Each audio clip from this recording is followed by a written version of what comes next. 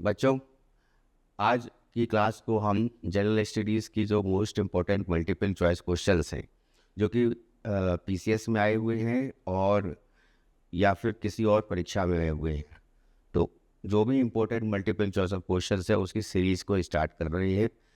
MCQ 1 के नाम से ये पहला वीडियो है और उसके बाद जो है आगे वीडियो आपको मिलते जाएंगे और जितने ही मल्टीपल चॉइस क्वेश्चन है उसको एक्सप्लेन करेंगे प्रॉपरली, ताकि जो भी नया एग्ज़ाम आएगा तो उसमें आपको इजीली जो है ये क्वेश्चन करने को मिल सकते हैं। ये बहुत बहुत इंपॉर्टेंट क्वेश्चन है, तो इनको जो है ज़रूर आप नोट्स भी बना सकते हैं, इसको वन लाइनर्स भी बना सकते हैं। ठीक है, तो स्टार्ट करते हैं।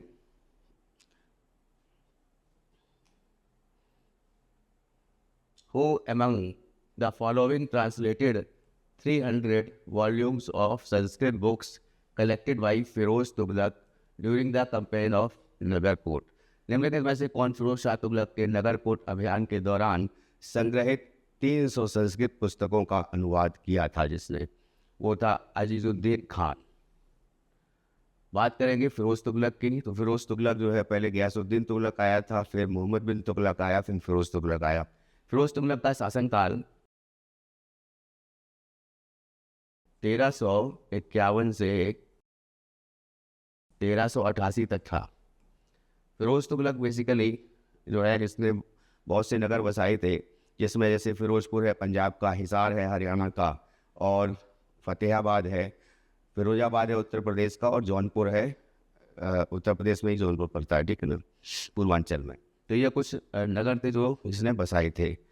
और इसके बाद जो है इसने दो जो है पदों की का जो है इसको इसके टाइम पे इसने दो पद जो है जो नए पद सृजित किए थे। उनमें एक था दीवाने बंदगान, क्योंकि दासों की जो संख्या थी वो इसके काल में बढ़ गई थी। ठीक है, तो दूसरा जो है दीवाने बंदगान के बाद में दीवाने खैरात। दीवाने खैरात में इसमें जो है इन्होंने इस महिलाओं के लिए और बालिकाओं के लिए या फिर और कह सकते हैं कि विधवाओं के लिए जो है इन्होंने ये दीवाने खैरात जो है ये विभाग खुलवाया था। उसमें जो अनुदान देता था, जो पैसा जमा होता था, तो उसके तहत उनको मदद मिलती थी। उसके बाद जो है इसके अलावा जो उसने दारुल सफ़ा नाम से जो है फिरोज शाह तुगलक ने एक अस्पताल खुलवाया था। ठीक है, तो इसके अलावा इम्पोर्टेंट ये भी है कि ब्राह्मणों से जजिया कर लिया था इसने। और ये जो इम्पोर्टेंट पॉइंट्स थे, और अगर एक दो और इम्पोर्टेंट पॉइंट्स मिलते तो मैं बताता हूँ। इसने जो है फिरोज शाह तुगलक का ये मेजर जो है यही इम्पोर्टेंट पॉइंट्स थे कि ऐसे कुछ नगरों की स्थापना कराई थी, वो मैंने बताया। और खाने जहाँ तेलंगानी का मकबरा, ये जो है इसके टाइम पे बना था, और इसकी जो कब्र है वो हौज खास में के पास हौज खास में दफन है। ठीक, तो नेक्स्ट आते हैं। Non conventional energy source are those energy sources that are. Non conventional energy source कौन से होते हैं? गैर पारंपरिक ऊर्जा स्रोत। तो गैर पारंपरिक ऊर्जा स्रोत जो परंपरा में नहीं है, तो रिन्यूएबल सोर्सेज ऑफ एनर्जी हैं, जो कि नवीकरणीय ऊर्जा के स्रोत हैं। इनको गैर परंपरागत ऊर्जा स्रोत कहते हैं। जैसे सौर ऊर्जा है, दूसरी पवन ऊर्जा हो गई, ज्वारीय ऊर्जा हो गई। तो इस प्रकार tidal energy, solar energy, tidal energy, wind energy, ये सारी जो है ये रिन्यूएबल सोर्स ऑफ एनर्जी हैं, कभी ना ख़त्म होने वाली ऊर्जाएं हैं, इसीलिए इनको रिन्यूएबल सोर्स ऑफ एनर्जी बोला जाता है। पारंपरिक में आती है कोयला हो गया, जो या फिर डीजल है, पेट्रोल है, ये सभी जो है ये पारंपरिक में है, जो हम लोग पुराने ज़माने से प्रयोग करते आ रहे हैं। नेक्स्ट आते हैं match the list with the second list. अब इसमें जो है सुमेलित कीजिए, दो लिस्ट है। तो पहला तो है डिजीज दिए गए हैं, व्याधि, और दूसरा है फैक्टर्स, उनके कारक दिए गए हैं। तो पेप्टिक अल्सर जो है ये बैक्टीरिया, ये डेंगू जो है वायरस से होता है। एलिफेंट फुट जो है ये वॉर्म से होता है। मलेरिया जो है ये प्रोटोजोआ से होता है। पेप्टिक अल्सर ये बैक्टीरिया से होता है। तो ए का चौथा, बी का पहला, ये बी वाला ऑप्शन जो है ये सही हो जाएगा। नेक्स्ट आते हैं। Which of the following pairs school of thought proponent is correctly matched. इसमें दर्शन और प्रचारक दिए गए हैं जो कि सही सुमेलित है, वो बताना है हमको कि कौन सा सही सुमेलित है। वैशेषिक जो है ये पतंजलि ने नहीं दिया, पतंजलि का तो योग था, तो ये तो हो ही नहीं सकता, ये गलत है, ठीक है। दूसरा है उत्तर मीमांसा, तो पूर्व मीमांसा जो है वो जैमिनी ने लिखी थी, उत्तर मीमांसा जो है वो बादरायण की थी, ठीक है, बादरायण। और कपिल ने सांख्य योग लिखा था, सांख्य दर्शन था, ठीक है, सांख्य योग, सांख्य दर्शन, ठीक है, बादरायण का हो गया ये। और मीमांसा जो थी वो जैमिनी की थी, कणाद की वैशेषिक थी, वैशेषिक कणाद थे, ये कणाद आ गया, कणाद, ठीक है। और न्याय दर्शन ये गौतम का था, तो ये हमारा सही है, डी वाला। नेक्स्ट आते हैं, when was the census work done for first time in India, तो भारत में जनगणना का कार्य सबसे पहले कब हुआ था? तो सबसे पहले जो है 1871 में जो भारत की जनगणना हुई थी वो लॉर्ड मेयो के काल में हुई थी, लॉर्ड मेयो के काल में। और उसके बाद में जब 1880 में ये लॉर्ड रिपन के टाइम पे, लॉर्ड रिपन के टाइम पे ये नियमित जनगणना स्टार्ट हुई थी, ठीक है। जब नियमित जनगणना नहीं, हर 10 साल पे जनगणना होना स्टार्ट हो गई थी, नियमित जनगणना के टाइम पे स्टार्ट हुई थी, ठीक। नेक्स्ट आते हैं, तो इसका आंसर हो जाएगा 1871 पहला वाला, ये लॉर्ड मेयो के टाइम होती। नेक्स्ट आते हैं, पंचायतों के समस्त चुनाव का संचालन कौन करता है? जानते हैं हम लोग कि पंचायतों का जो फॉर्मेशन हुआ था, तो 73वां संविधान संशोधन आया और जिसके तहत जो है ये 1993 में, 1993 में, तो उस टाइम पे क्या हुआ कि इसको पंचायती राज को डाला गया, इसमें संविधान में प्रावधान किए गए और नया भाग जो है वो 9 जोड़ा, नया भाग फिर 9 का जोड़ा, ये तो 74वें संविधान संशोधन के तहत जुड़ा था, जिसमें नगर पालिकाएँ थी, नगर पालिका, ठीक है। उसके बाद में नौखा अब जुड़ गया है। नौखा किससे संबंधित है? ये है जो सहकारिता जो होती है, सहकारिता से संबंधित जो सहकारी संस्थाएं होती है उससे रिलेटेड है। और ये 97th अमेंडमेंट हुआ था, उसमें ये जुड़ी है नया चैप्टर, ठीक है, नौखा। 2 अनुसूचियाँ 11 और 12, ये 2 अनुसूचियाँ जो है जोड़ी गई थी बाद में। 11 अनुसूची जो थी वो पंचायती राज को लेकर के थी और 12वीं अनुसूची जो है वो नगर पालिका को लेकर के थी। अब इसमें जो है 243 आर्टिकल से लेकर के 243 ओ तक जो है 243 ओ तक जो है ये दिया गया है पंचायती राज में। फिर उसके बाद 243 पी से लेकर के 243 जेड जी तक ये दिया है नगर पालिका। और राज्य निर्वाचन आयोग जो है इसका चुनाव कराता है, ये सेंट्रल के जो निर्वाचन आयोग है उससे बिल्कुल अलग है। 243 के अंतर्गत जो है ये इसका आर्टिकल आता है राज्य निर्वाचन आयोग का। तो ये राज्य स्तरीय बॉडी होती है, इसका क्या जो इलेक्शन कमीशन है उससे कोई भी संबंध नहीं है, ठीक है। तो इसका आंसर हो जाएगा सी। नेक्स्ट है, संयुक्त राज्य अमेरिका और मेक्सिको के बीच सीमा बनाने वाली नदी, सीमा पर स्थित नदी, the river situated along the border between the USA and Mexico, तो ये है रियो ग्रांडे, डी वाला इसका हो जाएगा। मिसिसिपी मिसौरी ये यूएसए में है।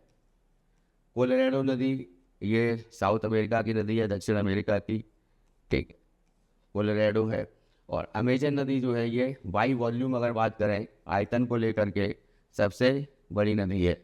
और लंबाई को लेकर के अगर हम बात करें, लेंथ को लेकर के, तो सबसे बड़ी नदी नील नदी है। और नील नदी का उद्गम स्थान है बुरुंडी, एक जगह है, वहाँ से चल के वो भूमध्य सागर में जाके गिरती है। इसकी 6650 किलोमीटर की लंबाई है और जो अमेजन है इसकी लंबाई 6400 है ना। तो 6400, इसको याद रखिएगा। तो सबसे ज़्यादा पानी जो है अमेजन जो है इसमें है। अमेजन जो इसका फॉर्मेशन कहाँ से होता है, पेरू जो है, पेरू में एंडीज़ की पर्वत श्रेणी जो सबसे लंबी पर्वत श्रेणी बोली जाती है दक्षिण अमेरिका की, तो वहाँ पे पेरू जो कंट्री है जिसकी राजधानी लीमा है, वहाँ से अमेजन चलती है और उसके बाद जो उत्तरी अटलांटिक महासागर में गिर जाती है ब्राज़ील से होते हुए। जपूरा, मडेरा इसकी जो है मुख्य जो है सहायक नदियाँ में। अमेजन ये जंगलों में ज़्यादातर जो है ये न्यूज़ में रहती है कि इसमें जो है घने जंगल है, तो आग लग जो है अमेजन के जंगलों में लगती रहती है, और जिससे जो है जो जंगल जो है बहुत से पेड़ पौधे जो है वो पर्यावरण की जो है हमें उसकी हानि होती है। ठीक है, तो इसको याद रखिएगा। अमेजन को सबसे लंबी नदी है, ठीक है, सबसे लंबी कह सकते हैं, सबसे बड़ी नदी है भाई वॉल्यूम में, जितना इसमें वाटर जो है वो ज़्यादा है। ठीक है, अच्छा, विच one of the following passes की बात आ रही है, यहाँ पे दर्रों की बात आ रही है, और स्टेट इज करेक्टली मैच्ड, कौन सा दर्रा और राज्य केंद्र शासित प्रदेश सही सुमेलित है। नीतीला दर्रा ये उत्तराखंड में है, तो इसमें पूछा गया है सही सुमेलित है। ठीक है, कौन सा एक सही सुमेलित है, तो नीतीला उत्तराखंड, फिर मानाला हिमाचल प्रदेश ये भी गलत है, लद्दाख दीपू ये भी गलत है, अघेल अरुणाचल प्रदेश ये भी गलत है, यही सही है। नीतिला, थागला, मानाला, लिपुलेख ये उत्तराखंड में है। अघेल दर्रा ये लद्दाख में है। मानाला, थागला मैंने बता ही दिया, तो ये हो गया उत्तराखंड में। हिमाचल प्रदेश के कुछ दर्रे हैं, सिरपीला है वो, है ना, और सिरपीला के बाद रोहतांग दर्रा है, ये हिमाचल प्रदेश में है। उसके बाद दीपू दर्रा ये अरुणाचल प्रदेश में है। पांगसार दर्रा हो गया, ये भी अरुणाचल प्रदेश है। बोमडिला है, वो भी अरुणाचल प्रदेश है। और नाथुला और जेलपला दर्रा वो सिक्किम में है। ठीक है, फिर साउथ इंडिया में अगर आते हैं तो यहाँ पे महाराष्ट्र में थाल घाट, पाल घाट है। फिर नीचे केरला में घोर घाट है। थाल घाट, घोर घाट और पाल घाट, माफ़ कीजिएगा।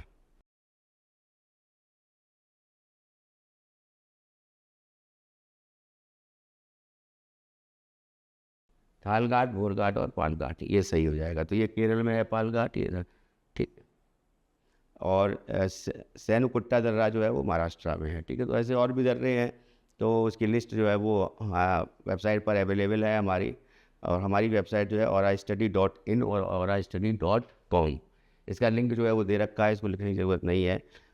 आप जा कर के गूगल प्ले स्टोर से ऑरा स्टडी और ऑरा स्टडी अकेडमी, ये दो ऐप हैं, और ये लोगो है हमारा यहाँ, उसमें ऐप पे लगा हुआ है, दोनों को आप इंस्टॉल कर लीजिए। उससे जो है आपको टेस्ट सीरीज़ भी मिल जाएगी, डेली की करंट अफेयर भी मिल जाएगी, और जो है आपको टेस्ट जो दिए जाते हैं वो भी आप टेस्ट जो है प्रैक्टिस टेस्ट लगा सकते हैं। टेस्ट सीरीज़ भी आप अगर चाहें तो किसी भी एग्ज़ाम की टेस्ट सीरीज़ परचेज़ कर सकते हैं। कोर्स अगर हमारा परचेज़ करना चाहते हैं तो वीडियो लेक्चर्स हैं, लाइव क्लास हम लेते हैं, तो वो आप परचेज़ कर सकते हैं। और बाकी जो सोशल मीडिया के लिंक्स हैं वो भी आपको डिस्क्रिप्शन में दिए गए हैं, वहाँ से आप हमसे व्हाट्सएप, टेलीग्राम, इंस्टाग्राम, इन सभी से जो है जुड़ सकते हैं हमसे। ठीक है, आगे बढ़ते हैं। Which one of the following is the largest coal producing centre of Ukraine. तो यूक्रेन का सबसे बड़ा कोयला उत्पादक केंद्र कौन सा है। यूक्रेन का जो है अभी जेलेंस्की वहाँ के प्रेसिडेंट हैं, और यूक्रेन और रशिया में वार तो चल ही रहा है। ठीक है, तो लेकिन यहाँ पे जो है भौगोलिक पॉइंट ऑफ व्यू से अगर हम यूक्रेन को देखें तो खार्किव जो है ये ओल्ड राजधानी थी, मतलब पुरानी कैपिटल थी इसकी, यह है ना, तो ये ओल्ड कैपिटल थी। ठीक है, खार्किव। फिर है ज़ैपोरिज़ाइया या ज़ैपोरिज़िया, ठीक है, हिंदी में रहता है ज़ैपोरिज़िया। अब ज़ैपोरिज़िया जो है ये न्यूक्लियर पावर प्लांट यहाँ पे है।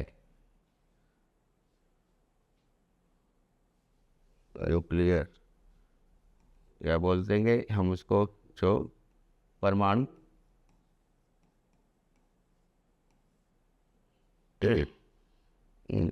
का जो संयंत्र है वो यहाँ पे है, पावर प्लांट है।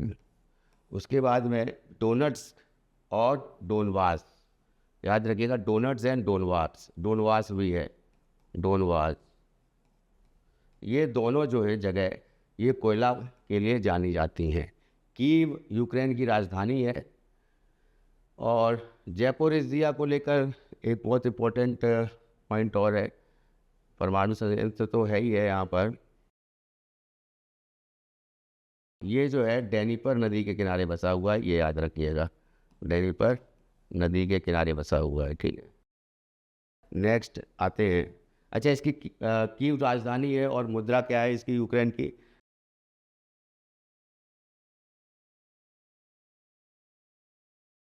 र्यूमिया, ठीक है, र्यूमिया याद रखिएगा, ये इसकी मुद्रा है।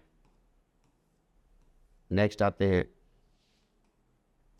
Milind पलवो is in the form of a dialogue between King Milind and Buddhist sant. The concerned sant was, तो मिलिंद पलवो राजा मिलिंद तथा एक बुद्ध भिक्षु के मध्य संवाद में है, और वह भिक्षु कौन थे इसके बारे में पूछा गया है। भिक्षु थे वो मिलिंद पलवो ने नागसेन और राजा मिलिंद के बीच में मिलन इनके संवाद है। और नागभट्ट का नाम आया यहाँ पे, तो नागभट्ट प्रथम के नाम से जो है इसने गुर्जर प्रतिहार वंश जो था उसकी स्थापना हुई की थी, गुर्जर प्रतिहार वंश की। कहीं कहीं पे जो है हरिश्चंद्र का नाम भी आता है, कि हरिश्चंद्र ने भी की, हरिश्चंद्र का नाम इसकी जगह पे आता है। तो नागभट्ट जो है गुर्जर प्रतिहार था। कुमारिल भट्ट ने भट्ट संप्रदाय की स्थापना की थी, और इसने जो है जैमिनी ने जो पूर्व मीमांसा लिखी है उस पर टीकाएँ लिखी थी कुमारिल भट्ट ने। नागार्जुन को आइंस्टीन ऑफ इंडिया कहा जाता है, शून्यवाद के प्रतिपादक बोला जाता है इनको, ठीक। नेक्स्ट आते हैं, at which among of the following Harappa sites are fire altars found? निम्नलिखित में से किस हड़प्पा स्थल में यज्ञ वेदी फायर अल्टर मिलते हैं? ये मिलते हैं कालीबंगा में। कालीबंगा जो है ये है राजस्थान में, ठीक है। और कालीबंगा में कांच की चूड़ियाँ जो है इसका अर्थ होता है, ठीक है। हड़प्पा सबसे ओल्डेस्ट जो है ये है, और हड़प्पा जो है दयाराम साहनी ने इसका उत्खनन कराया था।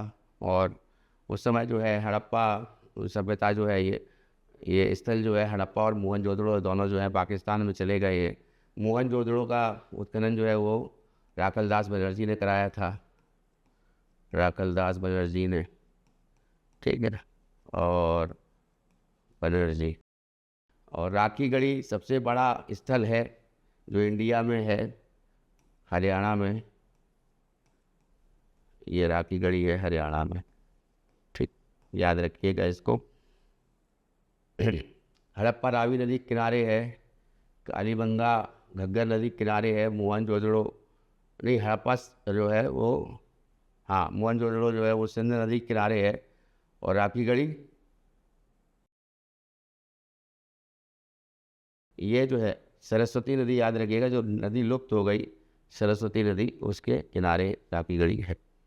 नेक्स्ट आते हैं, which one of the following statement with reference to the neolithic period? नवपाषाण काल में जो नॉट करेक्ट, कौन सा जो है ये करेक्ट स्टेटमेंट नहीं है इनमें से जो नवपाषाण काल को लेकर ये बताने जा रहे हैं? तो नवपाषाण काल के संदर्भ में निम्नलिखित में से कौन सा कथन सही नहीं है? ये देखिए आगे ये CAPF में 2023 में ये क्वेश्चन आया है। जितने भी क्वेश्चन करवा रहे हैं वो या तो PCS में आए हुए हैं, या फिर IAS में आए हुए हैं, या फिर NDA CDS या जिस भी परीक्षा में आए हुए हैं, वो बहुत इंपॉर्टेंट क्वेश्चन है, या फिर जो भी क्वेश्चन है जो अभी तक नहीं आए हैं और इनकी संभावना है आने की, ठीक है। तो the characteristic feature of the period, अब इसको included ground and polished stone tools मिले, एग्रीकल्चर, एनिमल डोमेस्टिकेशन, पॉवर्टी, ये सही है। इस काल में अभिलाक्षकरण विशेषताओं में घिसे हुए पालिश के पाषाण के औजार, कृषि पशुओं, पालतू बनाना, मृदभांड शामिल हैं, सही है। यह काल में नव प्रस्तर युग कहा गया था, यह भी सही है। ये अभिलाक्षणिक विशेषताएं उपमहाद्वीप के विभिन्न भागों में लगभग एक ही समय में दिखाई देती है। The characteristic feature appear almost the same time of various parts of the subcontinent, ठीक है, ये भी सही है। और इसका जो है लिखा है यहाँ पे अर्लीस्ट एविडेंस ऑफ एग्रीकल्चर, हाँ कृषि का जो सबसे पुराना साक्ष्य जो है वो मेहरगढ़ में मिला, ठीक है, मेहरगढ़ में जो है चावल के साक्ष्य मिले थे, और ये सही है। लेकिन इसमें ये 8000 BC दे रखा है, ये 7000 BC में मिले थे, ठीक है, 7000 ईसा पूर्व में, ठीक,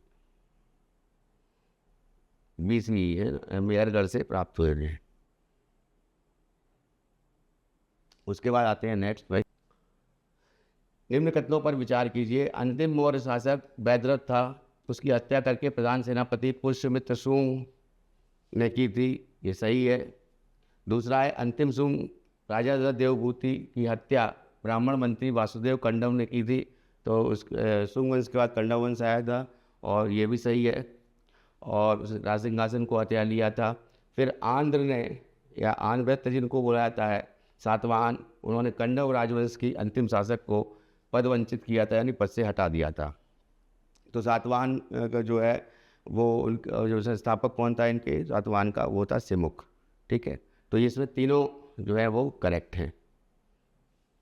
ये IAS प्री में आया है 2003 में। खैर, which reference of the invaders in ancient India, which one of the following is the correct chronological order। अब ये जो chronological order क्या है इनका, प्राचीन काल में जो भारत पर आक्रमण हुए और आक्रमण को देख करके जो के संबंध में निम्नलिखित में से कौन सा एक सही कालानुक्रम है। तो आक्रमण में ग्रीक पहले आए थे, ये तो सत्य है। फिर उसके बाद में ग्रीक के बाद शक आए थे, और शक के बाद कुषाण आई थी। ठीक है, यूनानी, शक और कुषाण।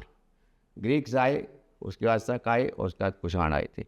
शकों में ग्रीक्स जो थे, उसके बाद में जब शक आए तो शक राजा जो था वो था रुद्रदामन, है ना। तो रुद्रदामन जो है वो, इसका एक अभिलेख मिलता है, रुद्रदामन गिरनार अभिलेख भी बोल सकते हैं, गिरनार अभिलेख या जूनागढ़ अभिलेख। ठीक है, ये जो है रुद्रदामन के टाइम पे ये शक राजा हुआ था। फिर कुषाण में कुजुल कल्फिसस था, वो संस्थापक था इसका। फिर कुजुल कल्फिसस के बाद में विम कल्फिसस रहा। फिर कनिष्क, कनिष्क का नाम हम जानते ही है कि कनिष्क जो है इसने चौथी की बौद्ध संगति करवाई थी, और चौथी बौद्ध संगति जब कनिष्क टाइम पे हुई थी तो उसमें जो मथुरा कला और गांधार कला के बारे में भी कनिष्क के टाइम में बताया गया है। ठीक है, तो ये इम्पोर्टेंट है। और शक संवत भी कनिष्क से चलाया था 78 ईस्वी में, तो ये इम्पोर्टेंट है। तो ये आंसर हो जाएगा यूनानी, शक और कुषाण। ठीक है, नेक्स्ट है which region of the country conferred special status under article 371J of the constitution of India. भारतीय संविधान के अनुच्छेद 371 या के अंतर्गत देश के किस क्षेत्र को विशेष स्थिति प्रदान की गई है। देखिए, यहाँ पे 371 की बात आई है। आर्टिकल 370 जो था वो जम्मू कश्मीर से संबंधित था।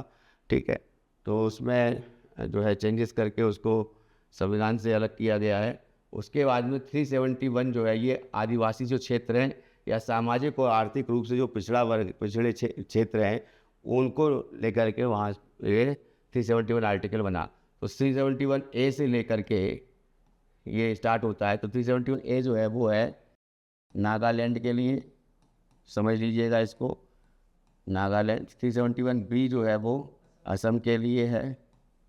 371C मणिपुर के लिए है।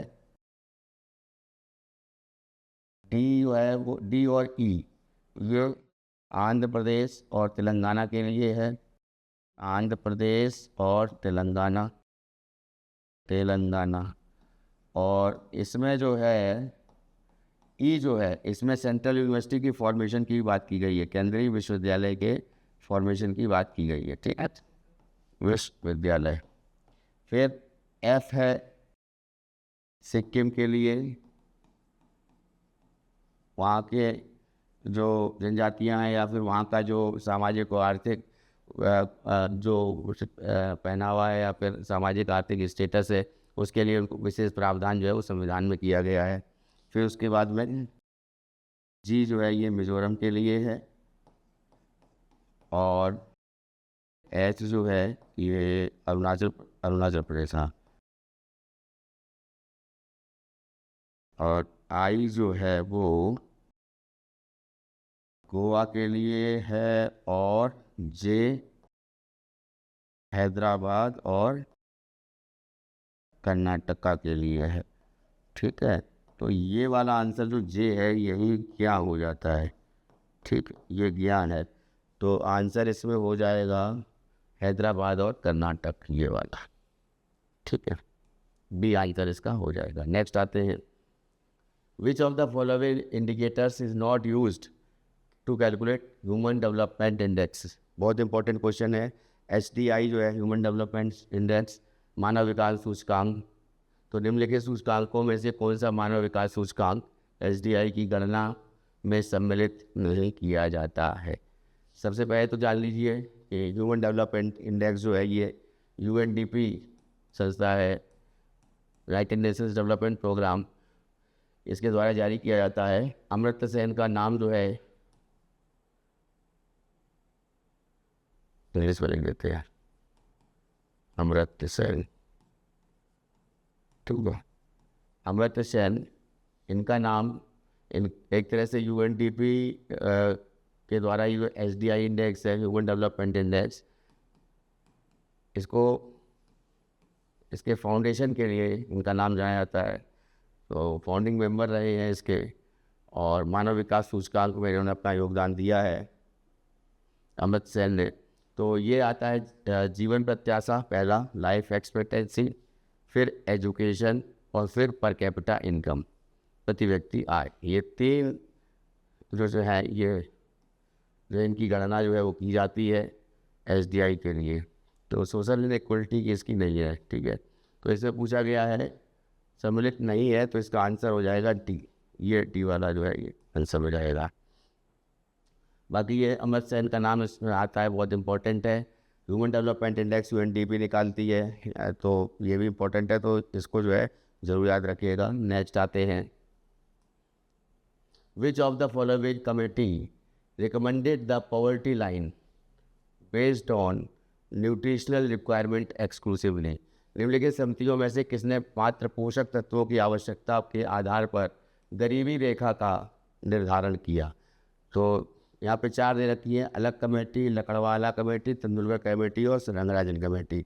तो गरीबी के सूचकांक पर सभी ने बात की है, गरीबी रेखा पर सभी कमेटी गरीबी जो है ये उस पर जो है सूचकांक पर बात करती हैं। लेकिन कैलोरी के बेस में जो है ये बात करी गई कि 2100 कैलोरी एनर्जी जो होनी चाहिए वो शहरी क्षेत्र के लिए होनी चाहिए, और 2400 कैलोरी जो है जो व्यक्ति गांव में रह रहा है, ग्रामीण परिवेश में रह रहा है, उसको जो है 2400 कैलोरी जो है उसको मिलनी चाहिए, ठीक है, पर डे में। तो ये 2100-2400 कैलोरी की बात कही थी, और ये कही थी पोषक तत्वों को लेकर के। तो ये अलग कमेटी ने ये कही थी, अलग कमेटी, ये आंसर हो जाएगा। नेक्स्ट है, गरीबी की संस्कृति का विचार प्रस्तुत किया था। गरीबी cultural poverty was given by, cultural poverty was given by Oscar Levi's हो जाएगा इसका आंसर, ऑस्कर लेविस, इनके द्वारा दिया गया था, या ऑस्कर लेविस। गुन्नार मृणाल, इनके बारे में जानते हैं,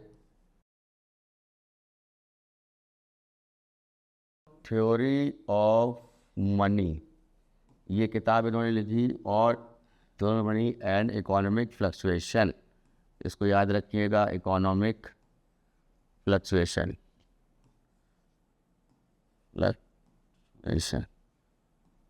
ये बुक जो है इन्होंने लिखी है। उसके बाद आशीष बोस का नाम आता है। आशीष बोस जो है इन्होंने बहुत इम्पोर्टेंट है, बीमारू राज्य को इन्होंने व्याख्या की इसकी। बीमारू राज्य बताए, जो राज्य में गरीबी ज़्यादा है, भुखमरी ज़्यादा है, और जिस राज्य की जो है जो विकास दर कम है उसको बीमारू राज्य कहा गया। और वो बीमारू राज्य में BI से बिहार, और उसका MP मध्य प्रदेश, उसके बाद राजस्थान, फिर उत्तर प्रदेश, ये 4 राज्यों को बीमारू राज्य कहा गया। और ये बीमारू राज्य का जो कॉन्सेप्ट दिया वो आशीष बोस ने दिया। अमर्त्य सेन की बात करते हैं, जो मोस्ट इम्पॉर्टेंट हैं, इनको नोबेल प्राइज़ ये मिला था 1998 में। उसके बाद में उसके बाद में इनको भारत रत्न भी दे दिया गया था, भारत रत्न वो 1999 में दे दिया गया था। उसके बाद में इनकी जो बुक है जो मोस्ट इम्पॉर्टेंट है, जिस पे इन्होंने काम किया, जिसके लिए इनको नोबेल प्राइज़ मिला, वेलफेयर पर बात करेंगे वेलफेयर, यानी कहने का मतलब कल्याणकारी अर्थव्यवस्था। तो वेलफेयर वेलफेयर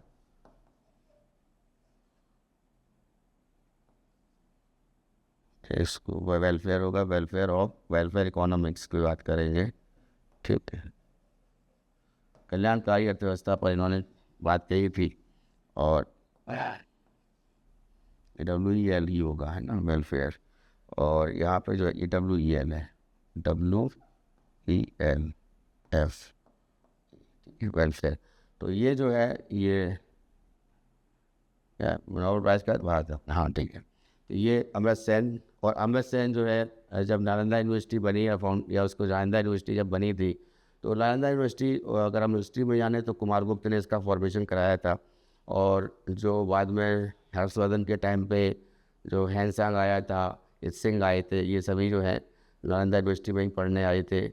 और उसके बाद उसके पहले जो है जब हर्षवर्धन के टाइम पे ये हैंसांग आया था, उसके पहले जो फाहियान आया था भारत, वो चंद्रगुप्त द्वितीय के शासनकाल में आया था, वो भी जो है नालंदा यूनिवर्सिटी में पढ़ने आया था।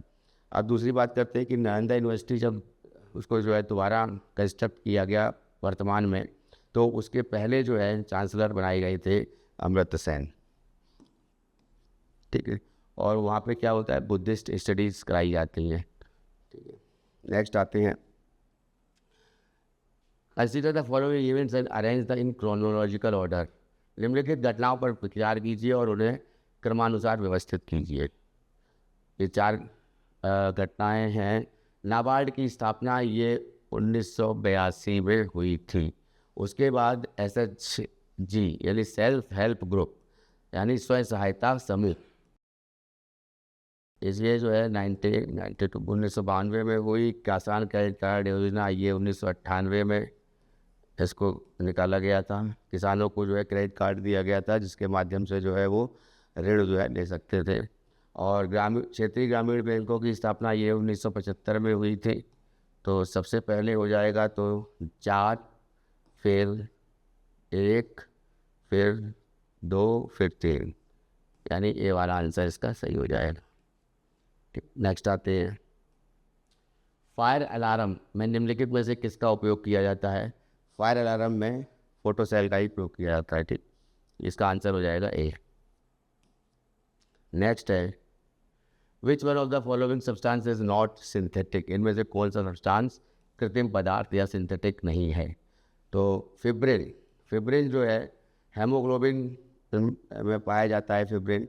और ये रक्त का थक्का जो होता है, या कह सकते हैं ब्लड क्लॉटिंग को जमा करने के लिए ये जो है इसका इम्पोर्टेंट होता है। और ये एक तरह से प्रोटीन होती है फिब्रिन। इंड प्रोडक्ट होता है हेमोग्लोबिन को जब रिएक्ट करते हैं और ब्लड में। और ये जो प्रोटीन होती है, इसको मैंने बताया आपको कि ये क्लॉटिंग ऑफ ब्लड के लिए रेस्पॉन्सिबल होती है, क्लॉटिंग ऑफ ब्लड के लिए रेस्पॉन्सिबल होती है। अब बात आ जाती है कि एक विटामिन भी है जो क्लॉटिंग ऑफ ब्लड से रिलेटेड है, कि क्लॉटिंग ऑफ ब्लड नहीं हो पाता है जिसकी कमी से, वो विटामिन के है। खैर, लेक्सान जो है ये बाइकार्बोनेट्स है, बाइकार्बोनेट्स है, ठीक है। इसका थर्मोप्लास्टिक।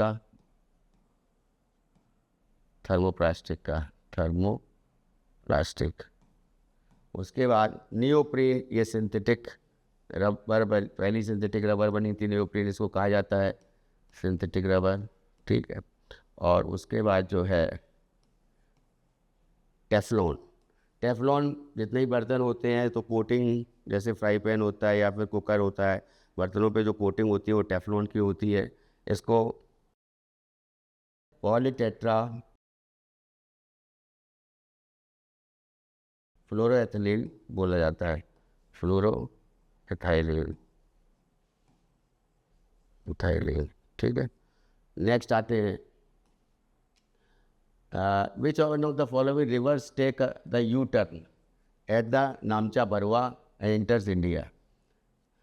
तो तिस्ता नदी, गंगा नदी, बराक नदी और ब्रह्मपुत्र नदी। तो ये सीरियस में आया है 2019 में। तो यू टर्न लेती है कौन सी नदी, तो अरुणाचल प्रदेश से यू टर्न लेती है, और वो जो है इंडिया में आती है, और वो भी नदी है ब्रह्मपुत्र। ब्रह्मपुत्र को अभी हाल ही में पेपर हुआ है जो पीईटी का, तो पूछा भी गया है कि सांगपो जो है तिब्बत में इसको कहा जाता है। 2900 किलोमीटर की लंबाई है टोटल इसकी, सबसे लंबी नदी है। लेकिन इंडिया में चूँकि ये तिब्बत में निकलती है मानसरोवर से, तो पहले ही मैंने बता चुका है कि मानसरोवर से 3 नदियाँ निकलती हैं, याद रखिएगा। पहली तो निकलती है सिंधु नदी, सिंधु नदी। दूसरी निकलती है सतलुज नदी मानसरोवर झील के पास से, कैलाश मानसरोवर से। और तीसरी निकलती है ये ब्रह्मपुत्र नदी, ठीक, ब्रह्मपुत्र नदी। अब ये तो हो गया इनका ओरिजिन। और उसके बाद ब्रह्मपुत्र नदी, गंगा ब्रह्मपुत्र जो है, ब्रह्मपुत्र इधर से आती है असम से होती हुई, और ये ऐसे मिल के जाते हैं नीचे, डेल्टा बनाती है गंगा ब्रह्मपुत्र डेल्टा सुंदरबन का। और सुंदरी नामक वृक्ष होता है वहाँ पे, दलदली भूमि जो होती है उसके कारण, और वहाँ पे ये पनपता है। और उसके बाद ये जो है गंगा ब्रह्मपुत्र डेल्टा जो है ये आगे जाके गंगा सागर में मिल जाता है, सागर में जाकर मिल जाता है। अब मान लीजिए ये गंगा है और ये ब्रह्मपुत्र है। एक क्वेश्चन और इम्पोर्टेंट है जो इसमें बनता है, वो ये पूछा जाता है कि नदी द्वीप सबसे बड़ा कहाँ पर है। तो ये माजुली आइलैंड जो है ये ब्रह्मपुत्र नदी में ही बना हुआ है। अब गंगा की बात करते हैं तो गंगा तो गंगोत्री से निकलती है, उसके बाद फिर ब्रह्मपुत्र के में मिल करके फिर वो जो है सागर में मिल जाती है जाकर के। तिस्ता नदी, ये ब्रह्मपुत्र की सहायक नदी कह सकते हैं, ये सिक्किम में है। सिक्किम में तिस्ता नदी जो है, सिक्किम की नदी है, ठीक है।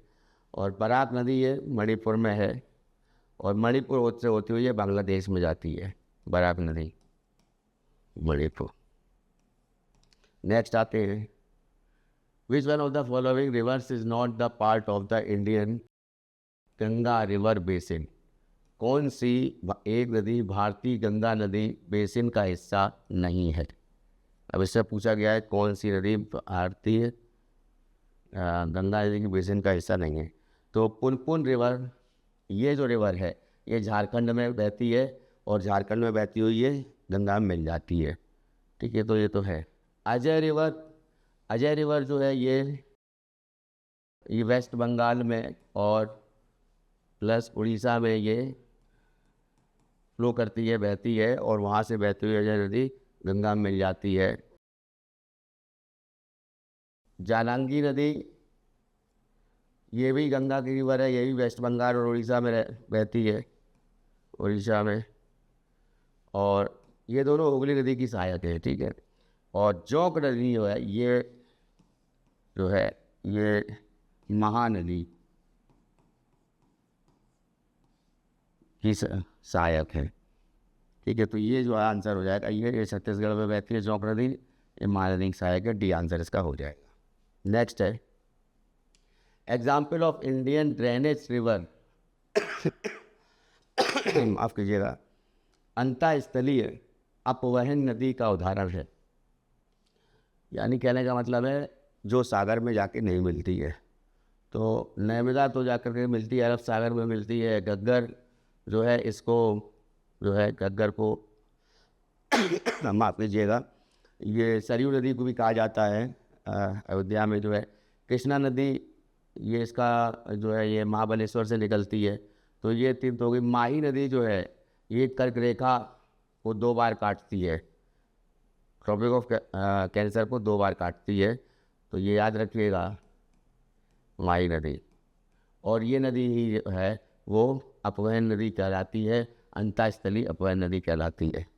अभी तक का जो भी पेपर आए हैं उसमें उत्तर प्रदेश पीसीएस का पेपर या कोई और एग्ज़ाम हुआ है तो माही नदी को अपवहन नदी जो है इसको लेकर के क्वेश्चन नहीं आया है। हाँ, क्वेश्चन ये आया ज़रूर है कि वो कौन सी नदी है जो समुद्र में नहीं जाके मिलती है। तो ये बात आती है कि लूनी नदी जो है वो वो ऊपर से चलती है और अरावली की तरफ से, और फिर कच्छ के रण में जो है जाकर के अरब सागर में मिलने से पहले ही वो कच्छ के रण में विलुप्त हो जाती है। तो वो है लूनी नदी, और लूनी नदी के किनारे बसा है अजमेर शहर, ठीक है। तो अब ये जो है इम्पोर्टेंट यहाँ पे बात आती है कि यहाँ पे उन्होंने माही नदी दिया है। इसको डीप में जाएंगे तो हम अभी तक तो ऐसा कोई बुक में भी इतना ज़्यादा नहीं मिला है सविंद्र सिंह की किताब हो, चाहे ज्योग्राफी की खुल्लर की किताब हो, चाहे एनसीईआरटी की किताब हो, उसमें ऐसा नहीं दिया गया। तो ये हालांकि ये एमपीपीसीएस में प्री में 2014 में पूछा गया फर्स्ट पेपर में। अब इसको जो है माही नदी कर्क रेखा को 2 बार काटती है, ये सही है, ठीक है। अब इसको जो है ये बात आती है कि ये अपोहन नदी जो है अंतःस्थलीय अपोहन नदी है या नहीं, तो इसमें ऑप्शन तो जो है ये माही नदी दे रखा है, लेकिन मेरे हिसाब से जो है ये नहीं होना चाहिए। अगर ये क्वेश्चन बनता तो इसमें ये बन सकता था कि कर्क रेखा को कौन 2 बार काटती है, ठीक है। अब उसी तरह से 23.5 डिग्री कर्क रेखा ऊपर होती है भूमध्य रेखा से 0 डिग्री से, और 23.5 डिग्री जो है मकर रेखा होती है नीचे। तो भूमध्य रेखा को जो 2 बार काटती है वो कांगो नदी है अफ्रीका महाद्वीप में, ठीक है, या जायरे नदी भी कहते हैं। और जो नदी अफ्रीका महाद्वीप में ही है, मकर रेखा को 2 बार काटती है, वो है लिम्पोपो नदी, लिम्पोपो। तो ये तीनों तो पता है। अब इसके बारे में चर्चा हम नेक्स्ट क्लास में करेंगे, थोड़ा इसको समझेंगे कि यहाँ पे माही दे रखा है, लेकिन अभी तक जो है जितने बुक्स हैं उसमें ऐसा नहीं दिया हुआ है। एनसीईआरटी में भी ज़्यादातर किताबें जो है उसमें नहीं दिया हुआ है, एनसीईआरटी की बुक्स में भी, ठीक है। फिर से हम इसको जो है चर्चा करेंगे आपसे कि ये क्वेश्चन उन्होंने दिया था आयोग ने, फिर उसके बाद क्या हुआ उसके बारे में आपको बताएंगे। तो ये जो है आज जो हमने क्वेश्चन किए, उसके बाद कल जो है ये MCQ 2 हो जाएंगे। इसी तरह जो है हम चलते जाएंगे, और साथ साथ में करंट अफेयर्स के वीडियो भी हम डालना स्टार्ट करेंगे, ठीक है। तो जिन लोगों ने चैनल अभी तक सब्सक्राइब नहीं किया है, चैनल सब्सक्राइब कर लीजिए, बेल आइकन दबा दीजिए, ताकि जो भी नया वीडियो अपलोड हो उसकी जानकारी आपको मिल जाए। और इस वीडियो को या फिर पुराने वीडियो जो भी आप देखते हैं उनको शेयर ज़रूर करिए, ताकि और लोगों तक भी पहुँचें। और वीडियो आपको जो कंटेंट है वो कंटेंट अच्छा लगता है, कंटेंट लगता है कि आपके एग्ज़ाम में प्रिपरेशन में जो है ये एक तरह से बहुत बड़ा एक तरह से बहुत ज़्यादा तो नहीं मैं कहूँगा, लेकिन थोड़ा भी योगदान करता है, तो एक लाइक जो बनता है। और जो भी आपका कमेंट हो, या जो भी आप पढ़ना चाहते हैं, या कोई क्वेश्चन को लेके कमेंट हो कि कोई क्वेश्चन आपको समझ में नहीं आया, या कोई इम्पोर्टेंट थ्योरी है, या मान लीजिए कोई आपके मन में विचार है, तो उसको भी आप शेयर कर सकते हैं। उसके हिसाब उसको भी हम आपको जो है उसको कमेंट के माध्यम से, या फिर व्हाट्सएप ग्रुप जो है हमारा, व्हाट्सएप ग्रुप को आप जोड़ सकते हैं, व्हाट्सएप चैनल भी जोड़ सकते हैं, उसका लिंक जो है डिस्क्रिप्शन में दे रखा है, ठीक है। बाकी सोशल मीडिया के भी लिंक दे रखे हैं, तो उनसे आप जुड़ जाइए, और आपको जो है स्टडी मटेरियल जो भी मिलेगा वो जो है ऑथेंटिक होगा, और उसके बाद जो है आपको बेहतर तैयारी करवाई जाएगी। आप कोर्स भी ज्वाइन कर सकते हैं हमारा, ठीक है। तो फ़ोन नंबर भी दिया हुआ है, व्हाट्सएप ग्रुप भी दिया हुआ है, सब दिया हुआ है ये आपके जो डिस्क्रिप्शन है उसमें, ठीक है। सभी वीडियो के डिस्क्रिप्शन में हमने दे रखा है। बहुत बहुत धन्यवाद।